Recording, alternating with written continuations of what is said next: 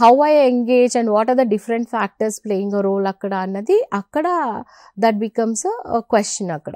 So ఇలాగా అంటే ఇది కొద్దిగా రిస్క్ అని తెలిసినా కూడా people are ready to take a risk thinking this risk I can avoid అని.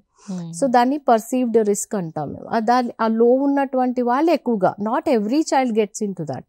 ఎప్పుడైతే lack of information, lack of parent అంటే కూటమిగా lot of factors are playing a role.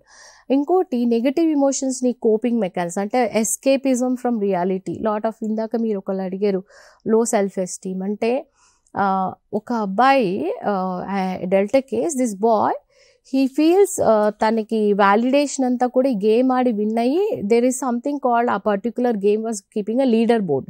ఈ వారం winner this boy. So he is getting popular అంటే nobody knows what his reality where he felt అంటే low self esteem in reality అక్కడ అతనికి high self esteem వచ్చింది. So to escape from the reality they feel this is good, this is giving me what I want, నాకు ఒక గుర్తింపు వస్తుంది, prices వస్తున్నాయి, I become popular, నన్ను అందరూ గుర్తిస్తున్నారు and that sense of fulfilment అతనికి ఆ గేమింగ్లో వచ్చింది. So where he started feeling this is my life.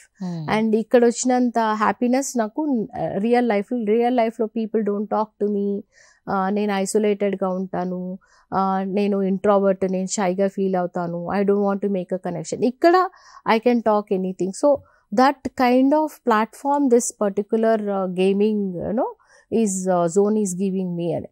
So ఇలాంటివన్నీ కూడా కారణాలు why people get attracted though they feel risk is there but they don't feel it is a risk at all.